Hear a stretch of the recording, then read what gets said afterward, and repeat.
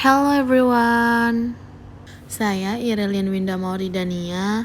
Di sini saya akan menjelaskan materi hukum lingkungan dengan pembahasan bab 4 yaitu instrumen hukum lingkungan nasional antara lain perencanaan, dokumen lingkungan, dan perizinan. Hak atas lingkungan hidup yang baik dan sehat merupakan hak asasi manusia yang tergolong hak sosial. Pengaturan hak atas lingkungan hidup yang baik dan sehat sebagaimana diuraikan dalam bab sebelumnya. Ditetapkan dalam beberapa konvensi dan undang-undang. Undang-undang itu adalah Undang-Undang Dasar Negara Republik Indonesia tahun 1945 dan Undang-Undang Nomor 32 tahun 2009 tentang perlindungan dan pengelolaan lingkungan hidup. Yang selanjutnya disebut dengan UU PPLH. Atas dasar pengaturan tersebut, maka hak warga negara untuk memperoleh lingkungan hidup yang baik dan sehat merupakan salah satu bentuk hak sosial dalam fundamental right.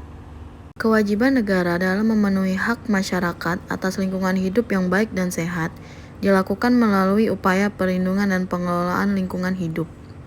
Berdasarkan pasal 3 UU PPLH, salah satu tujuan dari perlindungan dan pengelolaan lingkungan hidup adalah memenuhi hak asasi manusia untuk memperoleh lingkungan hidup yang baik dan sehat.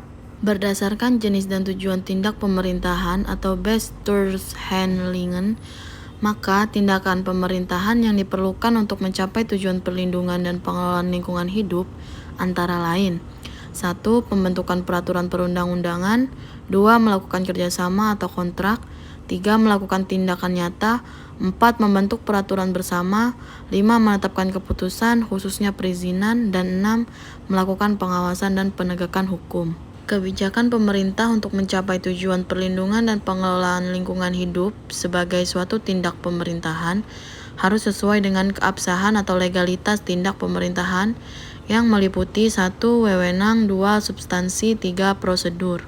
Secara legalitas formal, upaya pemerintah melindungi dan mengelola lingkungan hidup dengan mendasarkan pada aspek wewenang. Pengaturan aspek wewenang itu tercantum dalam pasal 63 UU PPLH dan Peraturan Pemerintah Nomor 38 Tahun 2007 tentang pembagian urusan pemerintahan antara pemerintah provinsi dan pemerintah kabupaten atau kota. Selanjutnya adalah Rencana Perlindungan dan Pengelolaan Lingkungan Hidup atau RPPLH dan Ecoregion. Rencana Perlindungan dan Pengelolaan Lingkungan Hidup yang disingkat RPPLH adalah perencanaan tertulis yang memuat potensi, masalah lingkungan hidup, serta upaya perlindungan dan pengelolaan dalam kurun waktu tertentu. Sesuai dengan definisi tersebut, maka RPPLH merupakan tindak pemerintahan yang tergolong dalam tindakan perencanaan. RPPLH dibentuk dalam produk hukum berupa A. RPPLH nasional dibentuk dalam peraturan pemerintah. B. RPPLH provinsi dibentuk dalam peraturan daerah provinsi. Dan C. RPPLH kabupaten atau kota dibentuk dalam peraturan daerah kabupaten atau kota. Penyusunan RPPLH sebagai tindakan perencanaan terhadap perlindungan dan pengelolaan lingkungan hidup dapat dilakukan dengan memenuhi 5 komponen dari proses yang dinamis dan interaktif untuk pengelolaan sumber daya alam dan perlindungan lingkungan hidup, yaitu inventarisasi, evaluasi, perencanaan, pengelolaan, dan pemantauan. Tindakan perencanaan yang meliputi beberapa komponen tersebut juga tergambar dalam pasal 5 UU PPLH yang mencantumkan bahwa perencanaan perlindungan dan pengelolaan lingkungan hidup dilaksanakan melalui tahapan 1. Inventarisasi lingkungan hidup 2. Penetapan wilayah ekoregion 3. Penyusunan RPPLH atau Rencana Perlindungan dan Pengelolaan Lingkungan Hidup. Tahap inventarisasi lingkungan hidup merupakan tahap pengumpulan data dan informasi tentang potensi dan kondisi lingkungan hidup yang ada pada suatu wilayah. Tahapan inventarisasi berdasarkan UU PPLH meliputi 1. Potensi dan kesediaan 2. Jenis yang dimanfaatkan 3. Bentuk penguasaan 4. Pengetahuan dan pengelolaan 5. Bentuk kerusakan dan 6. Konflik dan penyebab konflik yang timbul akibat pengelolaan. Tujuan inventarisasi lingkungan hidup dalam penetapan wilayah ekoregion adalah untuk menentukan daya dukung dan daya tampung, serta cadangan sumber daya alam. Penetapan wilayah ekoregion dilaksanakan dengan mempertimbangkan kesamaan A. Karakteristik bentang alam, B. Daerah aliran sungai, C. Iklim, D. Flora dan fauna, E. Sosial budaya, F. Ekonomi, G. Kelembagaan masyarakat, dan H. Hasil inventarisasi lingkungan hidup. RPPLH disusun sebagai pedoman dan arahan perencanaan yang komprehensif dalam melaksanakan pembangunan untuk memajukan kesejahteraan umum, dengan tetap memperhatikan prinsip pembangunan berkelanjutan atau Sustainable Development Principle, agar memenuhi daya dukung dan daya tampung lingkungan dalam kehidupan manusia dan makhluk hidup lainnya. Materi selanjutnya adalah kajian lingkungan hidup strategis. Kajian lingkungan hidup strategis atau KLHS adalah rangkaian analisis yang sistematis, menyeluruh, dan partisipatif untuk memastikan prinsip pembangunan berkelanjutan telah menjadi dasar dan terintegrasi dalam pembangunan suatu wilayah dan atau kebijakan, rencana, dan atau program. Instansi yang berwenang menyusun KLHS adalah pemerintah provinsi, dan pemerintah kabupaten atau kota, sesuai dengan wilayah administratifnya. Namun dalam kewenangan penyusunan harus saling berkaitan dan saling mendukung agar terjadi keserasian dan keharmonisan kondisi dan wilayahnya. Peraturan Menteri yang menjadi dasar penyusunan KLHS meliputi A. Peraturan Menteri Lingkungan Hidup Republik Indonesia Nomor 9 Tahun 2011 tentang Pedoman Umum Kajian Lingkungan Hidup Strategis. B. Peraturan Menteri Dalam Negeri Republik Indonesia Nomor 67 Tahun 2012 tentang Pedoman Pelaksanaan Kajian Lingkungan Hidup Strategis dalam Penyusunan dan Evaluasi Rencana Pembangunan Daerah. Baku mutu lingkungan hidup atau sebab atau efluen dan akibat atau ambien. Baku mutu lingkungan hidup yang selanjutnya disingkat BMLH adalah ukuran batas atau kadar makhluk hidup, zat, energi atau komponen yang ada atau harus dan ada atau unsur pencemar yang ditenggang keberadaannya dalam suatu sumber daya tertentu sebagai unsur suatu lingkungan hidup. Istilah BMLH dapat menimbulkan pengertian yang ambivalen. Banyak orang yang lebih sering menggunakan istilah nilai ambang batas. Nilai ambang batas adalah batas tertinggi dan terendah dari kandungan zat-zat, makhluk hidup atau komponen-komponen lain dalam setiap interaksi dalam lingkungan, khususnya yang mempengaruhi mutu lingkungan. Dengan kata lain, nilai ambang batas merupakan batas-batas daya dukung, daya tenggang, dan daya toleransi atau kemampuan lingkungan. Perbedaan lain penggunaan istilah BMLH dan nilai ambang batas bisa dilihat dari aspek hukum, yaitu BMLH memiliki karakter diwajibkan seperti diatur dalam pasal 20 ayat 3 bahwa setiap orang diperbolehkan untuk membuang limbah ke media lingkungan hidup dengan memenuhi persyaratan, memenuhi BMLH dan mendapat izin dari pejabat yang berwenang. Sedangkan istilah nilai ambang batas tidak memiliki karakter diwajibkan, hanya digunakan sebagai batas atau ukuran untuk mengukur daya dukung lingkungan bagi perkehidupan manusia. Berdasarkan pasal 20 ayat 1 UU PPLH, BMLH berfungsi untuk menentukan terjadinya pencemaran. Baku mutu lingkungan hidup meliputi A. Baku mutu air, B. Baku mutu air limbah, C. Baku mutu air laut, D. Baku mutu udara ambien, E. Baku mutu udara emisi, F. Baku mutu gangguan, G. Baku mutu lain sesuai dengan perkembangan ilmu pengetahuan dan teknologi. Jenis baku mutu lingkungan hidup menurut pasal 20 ayat 2 dapat dibedakan dalam dua sistem, yaitu 1. Effluent standard merupakan kadar maksimum limbah yang diperbolehkan untuk dibuang ke lingkungan atau istilah dalam UU PPLH disebut baku mutu air limbah, baku mutu emisi, dan baku mutu gangguan. 2. Stream standard merupakan batas kadar untuk sumber daya tertentu seperti sungai, waduk, dan danau. Kadar ditetapkan berdasarkan pada kemampuan sumber daya beserta sifat peruntukannya atau istilah dalam UU PPLH disebut baku mutu air, baku mutu udara ambien, dan baku mutu air laut. Penerapan BMLH dalam peraturan perundang-undangan menyertakan sanksi, baik sanksi administrasi dan sanksi pidana. Berdasarkan Undang-Undang Nomor 12 Tahun 2011 tentang pembentukan peraturan perundang-undangan, dinyatakan bahwa ketentuan pidana hanya dimuat dalam undang-undang, peraturan daerah provinsi, dan peraturan daerah kabupaten atau kota. AMDAL dan UKL atau UPL.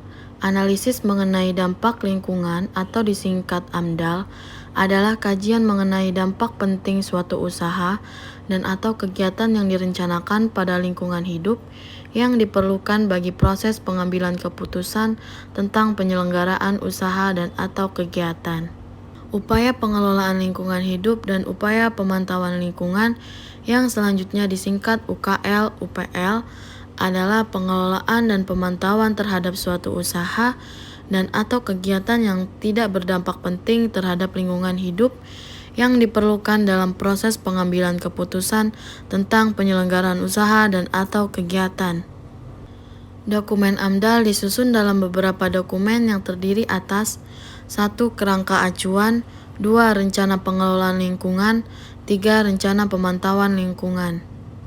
Penyusunan AMDAL harus memberi ruang bagi keterlibatan masyarakat yang meliputi 1. Masyarakat yang terkena dampak, 2. Pemerhati lingkungan hidup, dan atau 3. Yang terpengaruh atas segala bentuk keputusan alam proses AMDAL. Ketun harus memenuhi 5 elemen, yaitu 1. Merupakan penetapan tertulis, 2. Dibentuk oleh pejabat atau badan tata usaha negara, 3. Berisi tindakan hukum tata usaha negara, 4. Bersifat konkret dan individual, 5. Final dan menimbulkan akibat hukum. Pasal 26 ayat 2 UU PPLH yang menyatakan bahwa pelibatan masyarakat harus dilakukan berdasarkan prinsip pemberian informasi yang transparan dan lengkap serta diberitahukan sebelum kegiatan dilaksanakan. Pasal 9 ayat 2 Peraturan Pemerintah Nomor 27 Tahun 2012 tentang izin lingkungan menyatakan bahwa perlibatan masyarakat dalam penyusunan AMDAL dilakukan dengan bentuk pengumuman rencana usaha dan atau kegiatan dan konsultasi publik. Analisis risiko lingkungan.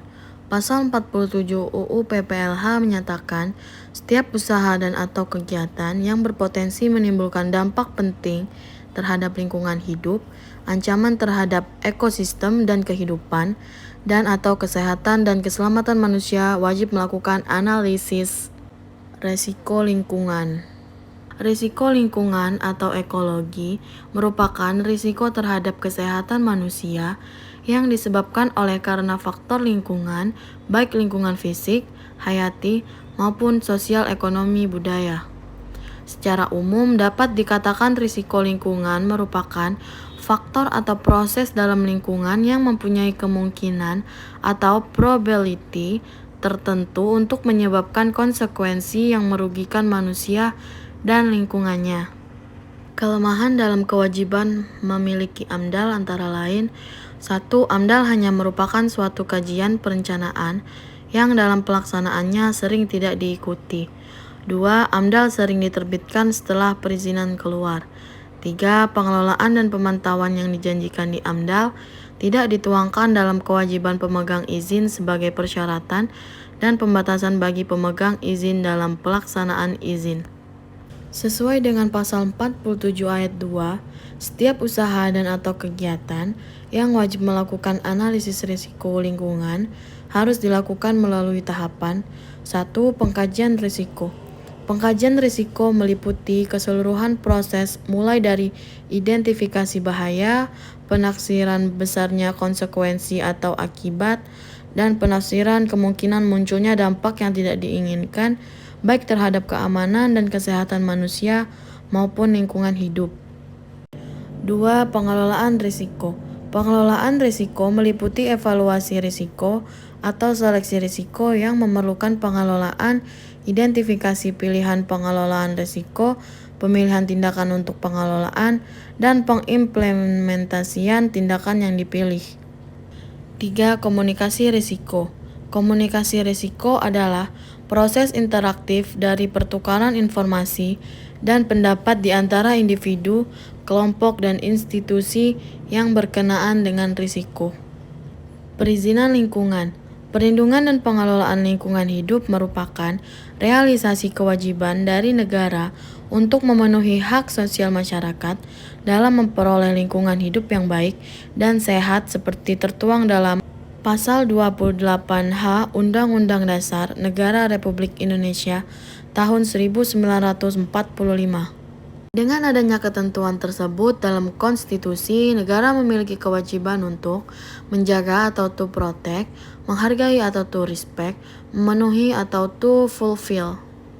Asas atau prinsip menurut pasal 2 UU PPLH meliputi tanggung jawab negara, kelestarian dan keberlanjutan, keserasian dan keseimbangan, keterpaduan, manfaat, keberhati-hatian, keadilan, ekoregion, keanekaragaman hayati, pencemaran membayar, kearifan lokal, lingkungan hidup, tata kelola pemerintahan yang baik, serta otonomi daerah.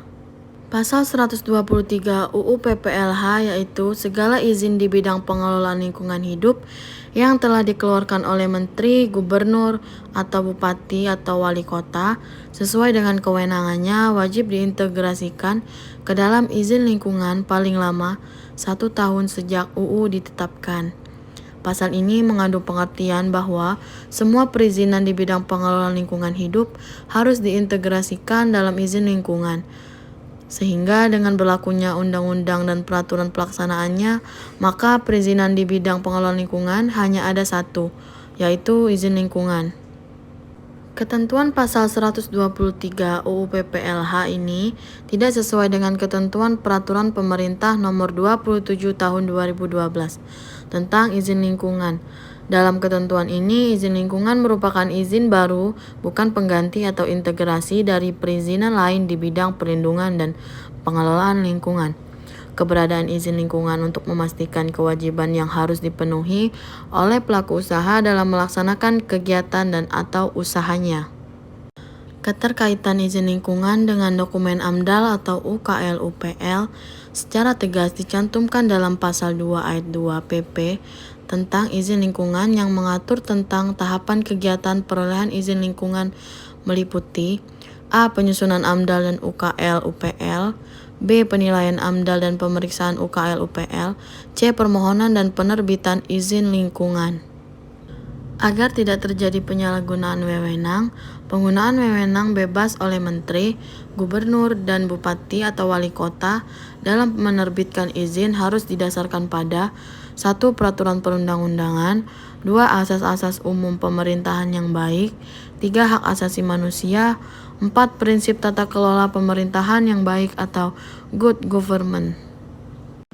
Sesuai dengan tahapan tersebut, maka izin lingkungan merupakan izin yang diterbitkan oleh instansi yang berwenang setelah dilakukan penilaian terhadap AMDAL dan pemeriksaan UKL-UPL pada tahap perencanaan dengan penilaian RKL-RPL sebagai dokumen AMDAL, diterbitkan keputusan kelayakan lingkungan hidup, sedangkan dari penilaian terhadap UKL-UPL diterbitkan rekomendasi berupa persetujuan UKL-UPL. Keputusan kelayakan lingkungan dan rekomendasi persetujuan UKL-UPL digunakan sebagai dasar pengajuan izin lingkungan yang dibutuhkan oleh pemrakarsa untuk mengajukan izin usaha. Berdasarkan substansi dan prosedur penerbitan izin lingkungan, sebagai tindak lanjut dari penilaian AMDAL dan UKL-UPL, penerbitan izin lingkungan menjadi kewenangan Menteri, Gubernur atau Bupati atau Wali Kota, sesuai dengan kewenangannya. Dalam Peraturan Pemerintah Nomor 27 Tahun 2012, dinyatakan bahwa izin lingkungan adalah keputusan tata usaha negara atau KTUN. Menteri, Gubernur, dan Bupati atau Wali Kota dalam menerbitkan izin lingkungan wajib mempertimbangkan saran, pendapat dan tanggapan masyarakat, sehingga kewenangan pemberi izin lingkungan merupakan wewenang bebas atau diskresi. Dengan wewenang diskresi ini, instansi berwenang untuk menentukan pilihan dalam menerbitkan atau menolak permohonan izin lingkungan. Sekian materi yang dapat saya sampaikan. Mohon maaf jika ada salah kata atau penyampaian. Wabillahi taufiq wal hidayah. Wassalamualaikum warahmatullahi wabarakatuh. Thank you teman-teman.